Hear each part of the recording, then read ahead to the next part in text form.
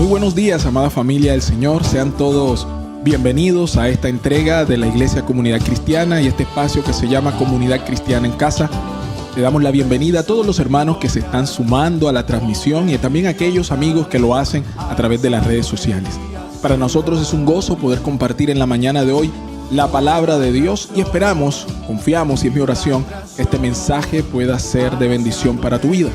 Te saluda el pastor Carlos Osorio. Quédate con nosotros y recibe en la mañana de hoy el mensaje que será de bendición y propósitos para ti. Dios te bendiga.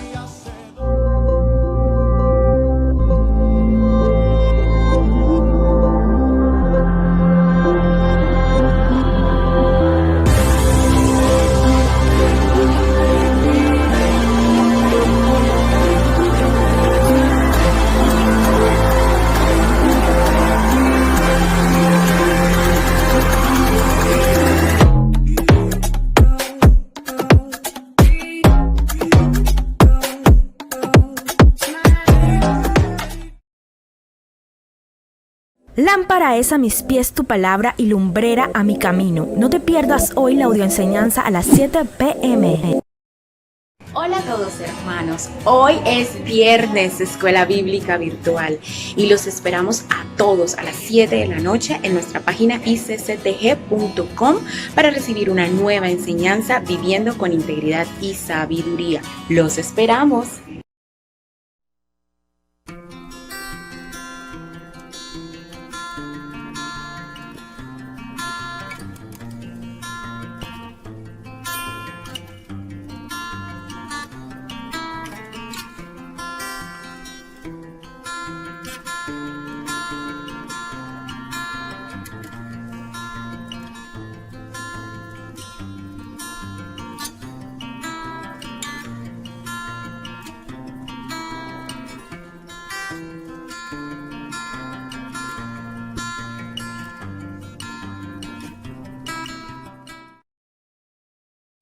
En la mañana de hoy vamos a hablar acerca entonces de una iglesia amada, muy amada, aunque aprobada.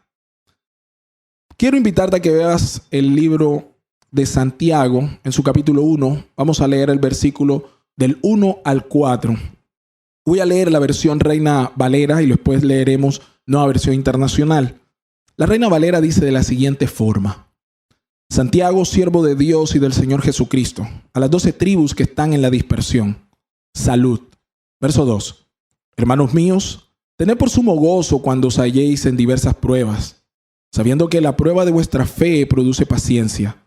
Mas tenga la paciencia su obra completa, para que seáis perfectos y cabales sin que os falte nada. La nueva versión internacional lo dice de la siguiente manera: Santiago, siervo de Dios y del Señor Jesucristo, a las 12 tribus que se hallan dispersas por el mundo. Saludos. Hermanos míos, considérense muy dichosos cuando se tengan que enfrentar con diversas pruebas. Pues ya saben que la prueba de su fe produce constancia, y la constancia debe llevar a feliz término la obra, para que sean perfectos e íntegros sin que les falte nada. Es interesante lo que el apóstol aquí está diciendo y me llama poderosamente la atención Santiago, porque Santiago era el hermano de Jesús, llamado así Jacobo. Como detalle, usted se preguntará, ¿por qué Santiago y por qué Jacobo? Si Jacobo era Jacobo, ¿por qué no se llama la carta Jacobo? Sencillo. La palabra Jacobo en el griego es Jacob y cuando se transliteró al latín se puso San Jacob. Y luego cuando se hizo la transliteración al español, se unió esa palabra. Y mire cómo suena. San Jacob, Santiago. Es la razón por la que nosotros hoy podemos leer la carta de Santiago, aunque el nombre del hermano del Señor era Jacob. Dicho esto, el versículo 1 nos dice: Santiago, siervo de Dios y del Señor Jesucristo, a las 12 tribus que se hallan dispersas en el mundo. Ahora quiero decir, mis hermanos, el término siervo que utiliza Santiago es maravilloso porque tenemos que ver el contexto de esto. Santiago al principio no creía en Jesús, es decir, Jacobo, hermano del Señor, no creía en Jesús. No creían en él. Después de todo, ellos habían crecido juntos, habían jugado juntos y le había visto crecer. Mateo en el capítulo 13, por ejemplo, verso 55, nos narra lo siguiente. Dice, ¿no es este el hijo del carpintero? Refiriéndose a Jesús, por supuesto. ¿Y no se llama su madre María y sus hermanos Jacobo, José, Simón y Judas? Es decir, esta era la sensación que generaba Jesús por aquellos que le conocían cuando le veían predicar. De alguna manera había una resistencia. Decía, este es el hijo del carpintero. ¿Cómo es que ahora nos predica? ¿Cómo es que ahora nos quiere enseñar? Ahora bien, quizás sus hermanos habían observado que Jesús era alguien poco usual, poco normal, pero aún así no creían que él podría ser el Salvador del mundo. En Juan 7:5 nos da una pista todavía más profunda acerca de esto. Juan dice así. Dice que lo tenían como loco, dice, ni aún sus hermanos creían en él, porque cuando sus parientes oyeron esto, fueron para hacerse cargo de él porque decían, está fuera de sí. Es decir, los hermanos de Jesús creían que cuando Jesús empezó su ministerio y comenzó a predicar, creían que su hermano se estaba volviendo loco. Y eso incluye a Santiago.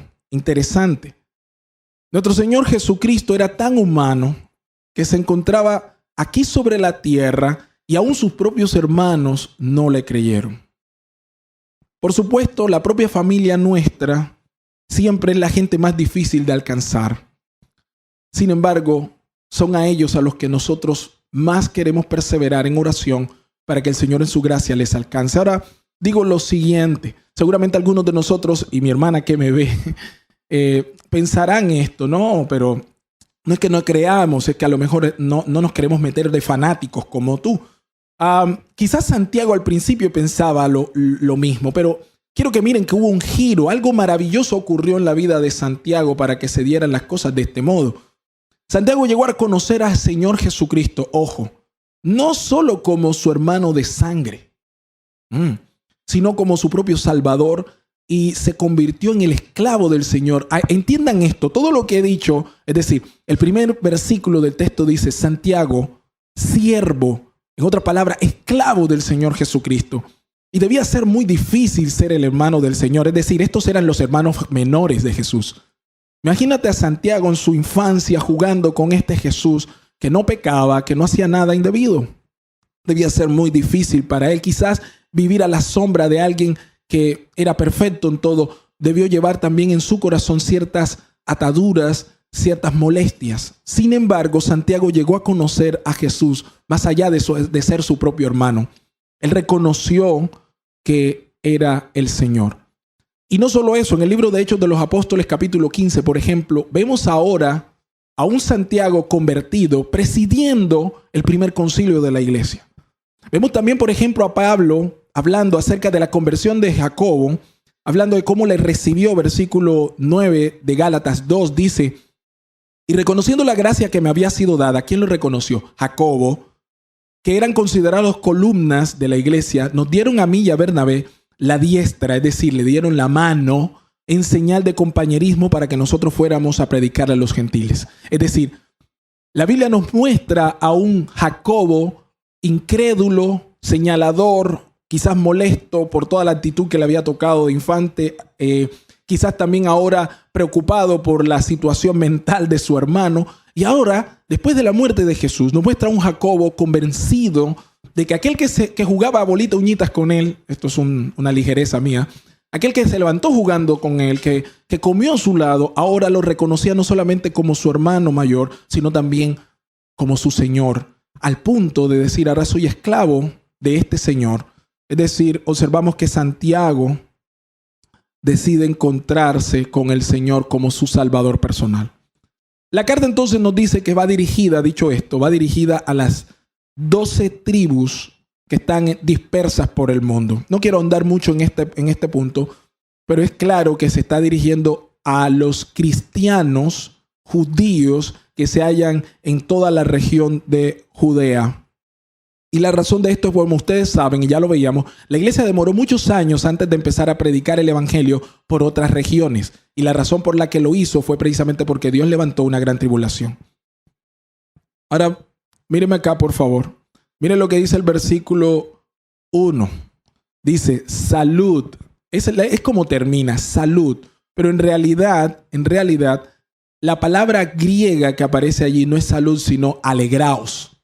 Es una indicación a que nosotros nos alegremos. Ahora vamos a entender por qué Santiago saluda de esta manera y por qué está indicando que debemos alegrarnos. En el versículo a continuación, el versículo 2, nos dice lo siguiente: hermanos míos, gozaos profundamente cuando os halléis en diversas pruebas. Reina Valera. La Nueva Versión Internacional lo dice de la siguiente forma. Hermanos míos, considérense muy dichosos cuando tengan que enfrentarse con diversas pruebas. Aquí se nos habla de que hay diversas pruebas. En otras palabras, cuando tú y yo estamos teniendo problemas, el llamado que tenemos no es a lamentarnos como si algo terrible nos estuviese pasando. Ahora, en la realidad, la pregunta que surge cuando uno lee este texto es la siguiente: ¿el cristiano ha de experimentar una alegría profunda en todos los problemas y tensiones de la vida? ¿Es eso lo que está diciendo Santiago? La respuesta sincera es no. No es eso lo que Santiago está diciendo. No es que tú tienes que tener una sonrisa cada vez que tienes una calamidad, una situación difícil, una prueba difícil. No. Lo que realmente Santiago está apuntando es a una actitud de nuestro corazón. La alegría de la que él habla, que no es otra cosa que el gozo, no es un estado anímico, es una condición del alma. Vamos a seguir profundizando con este pensamiento. Dice, versículo 3, sabiendo que la prueba de vuestra fe produce paciencia. La Nueva Versión Internacional habla de constancia. Es decir, Santiago, para poder entender lo que Santiago está diciendo aquí, que debemos alegrarnos cuando estemos en pruebas o gozarnos, en ningún caso está significando que tú tienes que sonreír cuando te pase alguna cosa difícil. Sería irracional eso. El pensamiento está completo cuando lo unimos al versículo 3 y nos dice, sabiendo que. Y aquí es donde está la clave de lo que Santiago nos quiere decir en la mañana de hoy. Y es que sabiendo que la prueba de vuestra fe produce paciencia. Así que quedan manifiestas varias cosas. Número 1, Santiago quiere que tú y yo sepamos que las pruebas en las que estamos inmersos son pruebas de nuestra fe. Es decir, hay una razón de ser por la cual Dios permite en su providencia que atravesemos situaciones difíciles, como las que estamos atravesando hoy. Y que además hay un producto, es decir, hay un fruto que Dios está buscando en medio de la prueba. Dios no te prueba porque sí. Dios no te está probando para saber qué pasa contigo porque Dios lo conoce todo. En realidad, entonces, ¿por qué lo hace Dios? Dios está encaminándonos hacia un propósito eterno que Él conoce y que nosotros poco a poco iremos revelando en nuestras vidas. Ahora, el escritor estaba hablando aquí acerca de la actitud del corazón y de los problemas que se suscitan cuando éste no está orientado, es decir, cuando no sabe cuál es la respuesta. Mi preocupación al principio de la pandemia con respecto a los predicadores es que no se tomaban el tiempo de poder reflexionar suficiente sobre qué es lo que hay que no decirle a la iglesia, sino hacia dónde debe ser conducida la congregación. Por eso mi meditación iba no tanto a dar consuelo y palabra de calma, cuando tratar de calmar un corazón de una iglesia cuando claramente se veía que Dios quería inquietarla. Entonces, alineándonos a Jesús, podemos tener paz en nuestro corazón hacia su deseo. Como predicador, mi deseo no es ganar vistas o like, sino poder orientarnos hacia lo que Dios quiere hacer y quiere traer para nosotros. Quisiera tomar el texto de Jesús calma la tempestad porque ejemplifica lo que en la mañana de hoy quiero decir. Cuando Jesús sube a la barca, esto está en Mateo 8, versículos 23 al 27. Voy a leerlo para ustedes. Dice, luego Jesús subió a la barca y sus discípulos le seguían.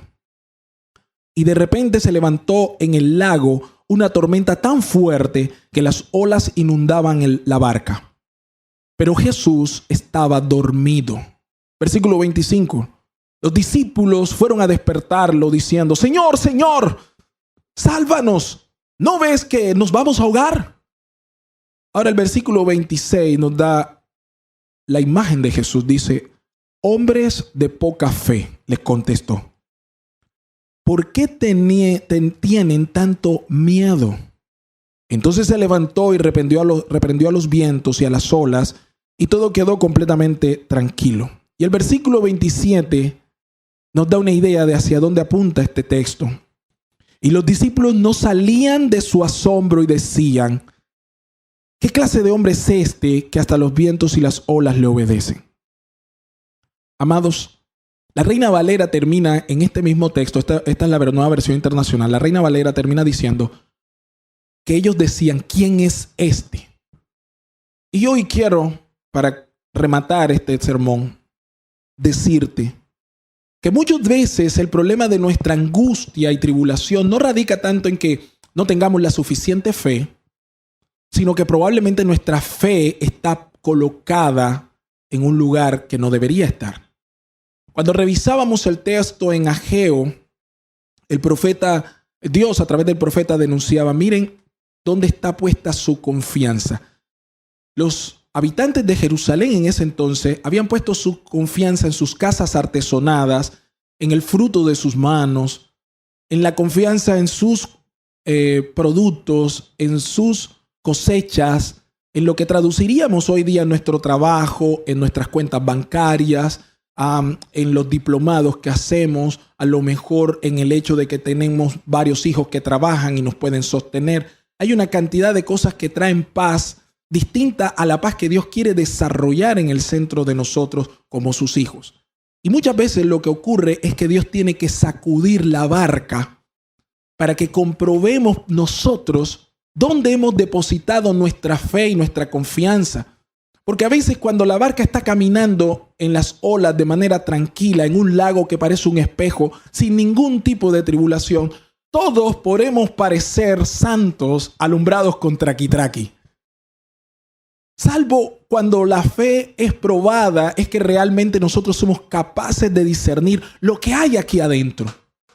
Muchas veces nosotros nos conformamos con el estilo de vida que tenemos y comenzamos a construir un castillo de naipes en base al aire.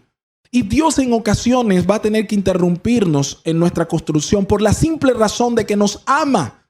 La razón por la que la iglesia muchas veces es conducida en la providencia de Dios a enfrentarse con diversas pruebas y tribulaciones no es por castigo. No, en eso se equivocan muchos de los predicadores pentecostales que han estado haciendo alusión a esto. No, es un mal entendimiento de la soberanía de Dios y sobre todo del carácter de Dios.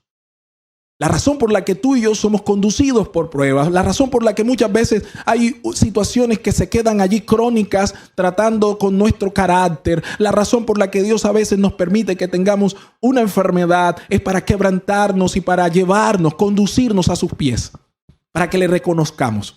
¿Saben qué es lo que me llama la atención de este texto? Dos cosas.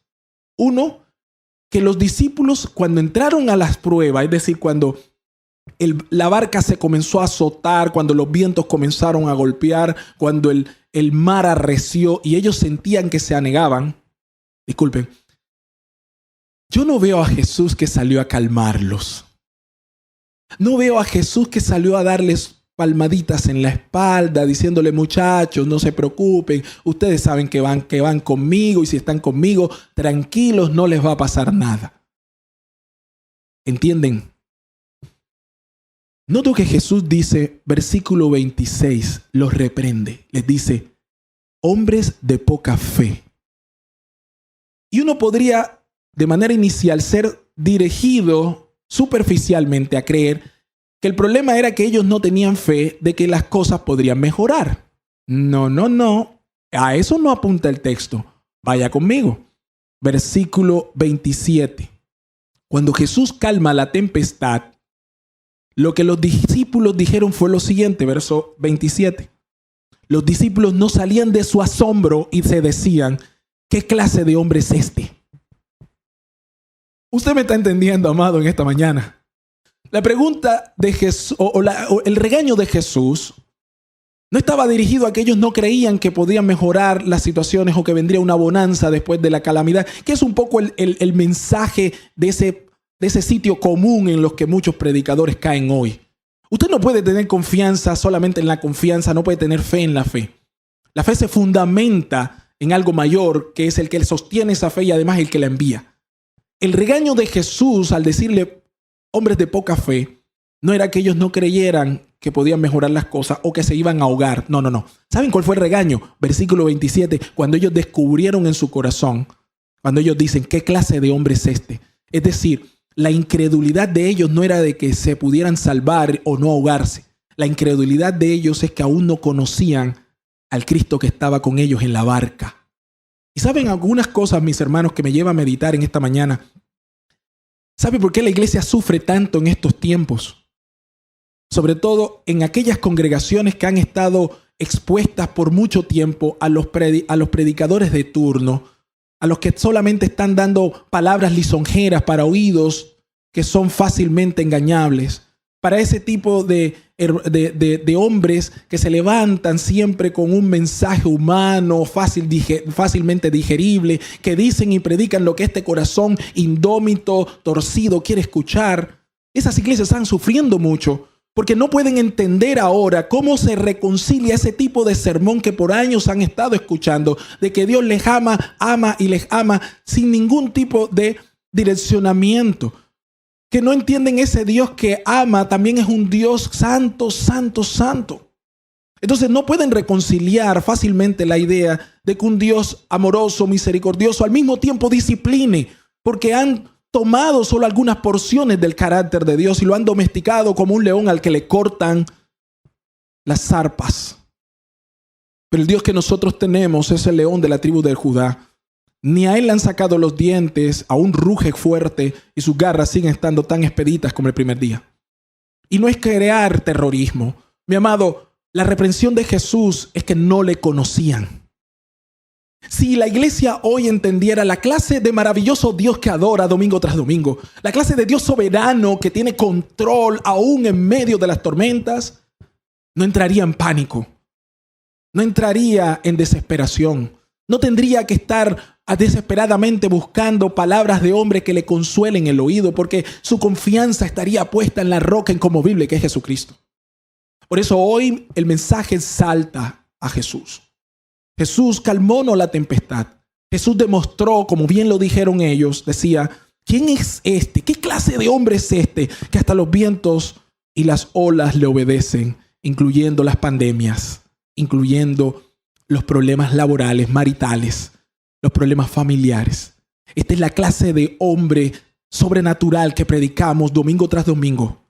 Ese hombre que es capaz de calmar los cielos, las tempestades, los vientos. Ese hombre que es capaz de dormir en medio de la agitación brava de un lago que amenazaba con tragarse la barca donde dormía. Ese es el Cristo que hoy estamos predicando y es el Cristo que hay en nuestras vidas.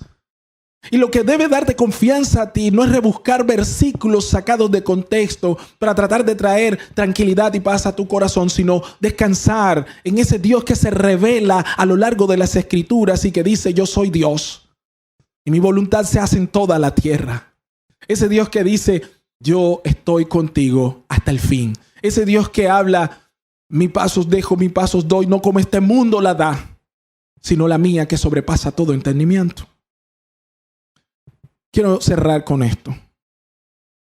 Aunque todos los problemas nos causen un impacto inicial negativo, debemos buscar y considerar como un motivo de alegría el hecho de que Dios, en alguna forma en la que nosotros hoy no entendemos, nos está amando. Iglesia, en este tiempo, Dios nos está amando de maneras en las que tú y yo quizás hoy no podemos entender. Me encanta cómo dice Juan 13:7. Fue un versículo que Dios me entregó cuando sucedió el deceso de mi madre. Mira lo que dice Juan 13:7. Dice así, respondiendo Jesús dijo, lo que yo hago, tú no lo comprendes ahora. Estaba diciendo a Pedro, lo que yo hago, tú no lo comprendes ahora, mas lo entenderás después. Muchas veces están pasando situaciones que en el momento no entendemos. Cuando pasó el deceso de mi mamá, mi corazón y mi mente estaban tranquilos con la idea porque como hombre de Dios estoy familiarizado con el pensamiento de que Dios es soberano y Dios hace como quiere y que su voluntad es buena. Sin embargo, cuando miro atrás, puedo observar hoy, siendo hombre y finito, puedo observar que aquellas palabras que Jesús pronunciaba a Pedro y que las pronunció también para mí, lo que yo hago hoy, Carlos, de llevarme a tu mamá, hoy tú no lo entiendes ahora, dice, mas lo entenderás después. Hoy lo estoy entendiendo. Cada día que pasa estoy dando cuenta de que la voluntad de Dios fue buena, fue perfecta para mi vida y el tiempo de Dios fue justo. En medio del dolor, en medio de la dureza de los recios vientos, del impetuoso mar que tú estés viviendo, que estamos atravesando, ten la plena certeza que Dios se va a manifestar y sus propósitos darán fruto de gloria primero para Él y luego en nuestras vidas. Por eso tiene todo el sentido del mundo que pasemos por pruebas. Si en esto ninguna prueba y ningún sufrimiento de un creyente tendría sentido. Si Dios no tiene control de las circunstancias y Dios no es soberano para dirigir sus caminos providencialmente hacia un propósito eterno, ni las pruebas ni las tribulaciones de los creyentes tendrían sentido y no habría razón alguna para estar calmados. Pero la razón por la que Santiago se atreve a decirnos que debemos alegrarnos es porque Santiago pone la mirada y nos pide que miremos no a la circunstancia actual, sino al propósito venidero. Y esa ha sido buena parte de la predicación que hemos dado en Comunidad Cristiana en este tiempo. No tanto enfocarnos en lo que está pasando hoy, sino mirar el propósito venidero. Dios quiere transformar la iglesia. Es la explicación más razonable bíblicamente hablando. Cuando las presiones exteriores de la prueba se sientan sobre nosotros y somos colocados en los fuegos de la adversidad, hermanos, la tragedia y el sufrimiento no van a ser un impedimento, sino que estas son las que van a revelar la clase de fe que tenemos y dónde está fundamentada. Ahora, el versículo 4 termina de la siguiente manera. Dice, y la constancia, Santiago 1, estamos en el verso 4, dice, y la constancia debe llevar a feliz término la obra, para que sean perfectos e íntegros sin que les falte nada. Uy, amados, esto tiene una profundidad, largo, ancho y profundidad. Santiago está diciendo, la constancia debe llevar a feliz término la obra. En Reina Valera nos dice que la paciencia debe dar fruto. Es decir, aquí la clave no es tanto preguntarse por qué Dios nos metió aquí. Está claro, Dios quiere hacer algo con su iglesia. Está claro que no nos permite congregarnos hoy, que no nos permite hacer más de un montón de cosas que normalmente hacíamos porque hay una disciplina, pero no olvide, una disciplina amorosa.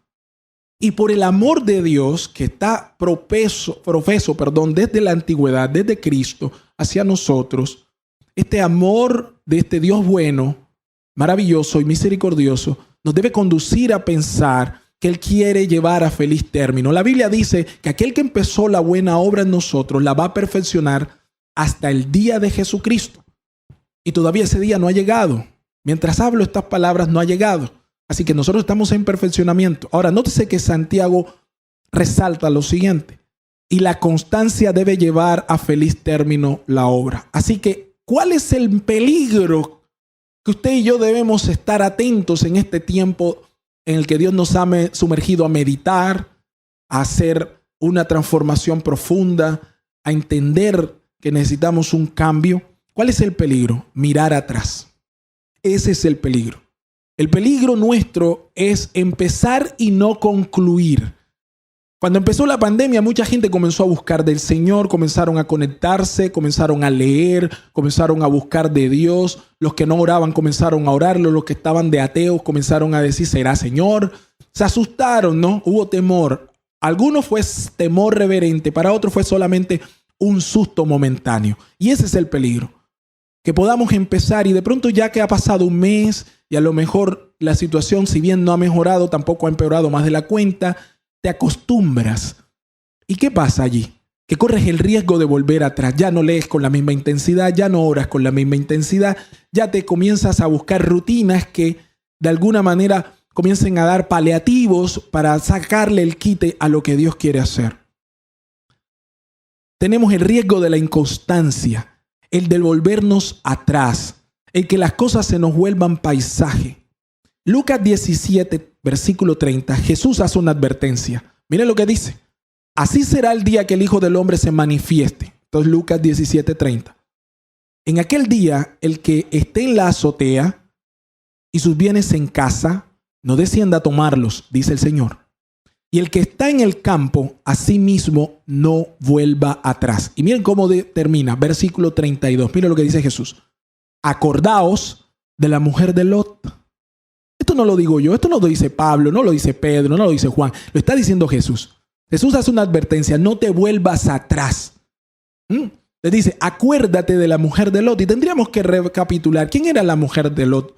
Bueno, en Génesis nos habla en el capítulo 19 más o menos acerca de la destrucción de Sodoma y Gomorra. Después de mucha negociación, por cierto, con Lot, donde los ángeles fueron llevados por cuenta de Abraham, que había intercedido por su sobrino, los ángeles llegaron a la casa de Lot y le dijeron, mira, toma tus hijas, toma tus cosas, toma tu esposa, toma los esposos de tus hijas y váyanse, porque aquí lo que va a venir es juicio. Lot dio rodeo, pero al final lo hizo. Mientras huía, dice que empezaba la mañana y comenzó a caer fuego sobre Sodoma y Gomorra, y estas ciudades comenzaron a recibir el juicio por su extravío. Dice que entre tanto que ellos huían, de acuerdo a lo que las instrucciones que los ángeles le habían dado, instrucciones que venían de parte de Dios, la mujer decidió mirar atrás.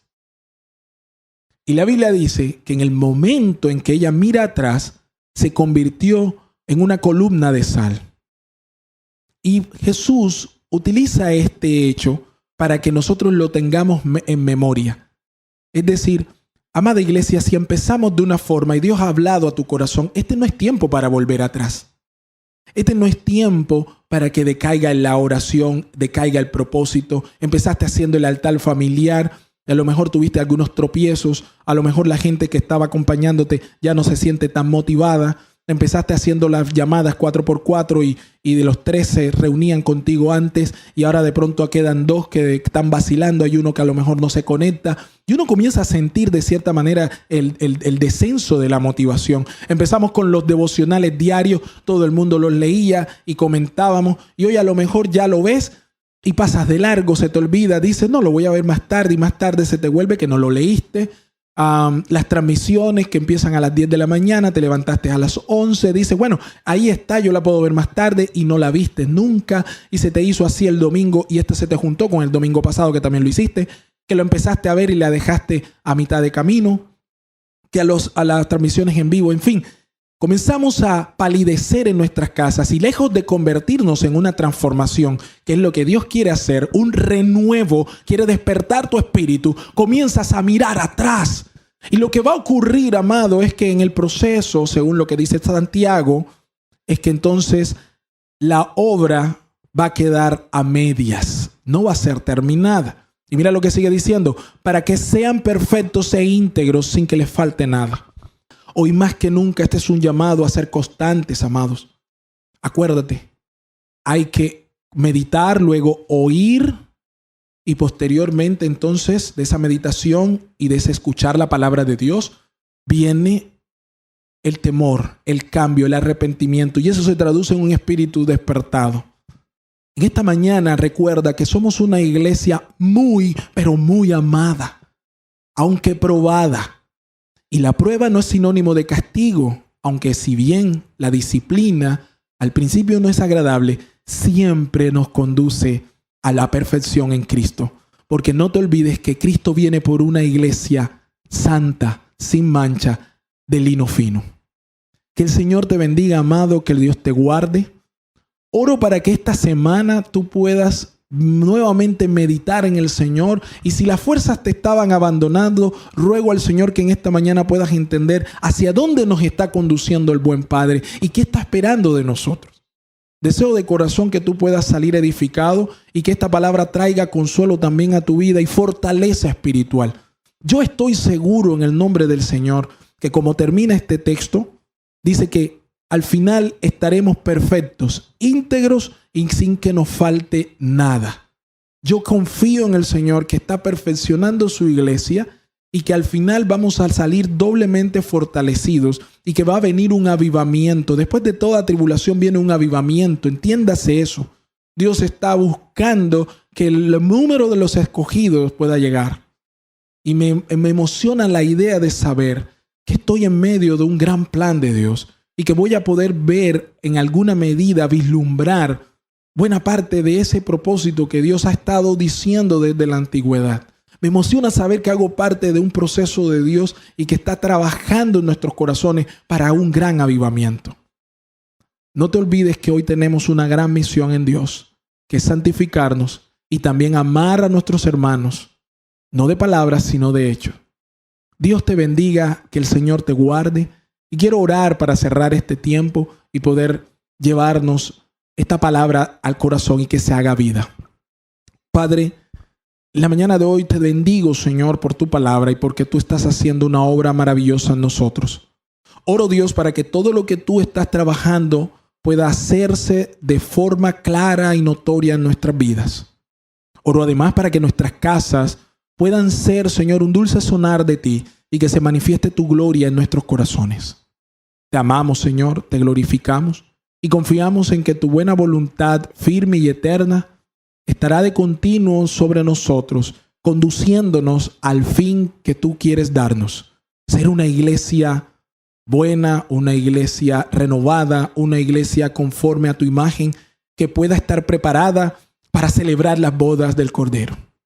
Gracias por tu palabra y por tu bendición sobre nosotros cada día. En el nombre poderoso de Jesús. Amén y amén. Dios les bendiga, mis hermanos.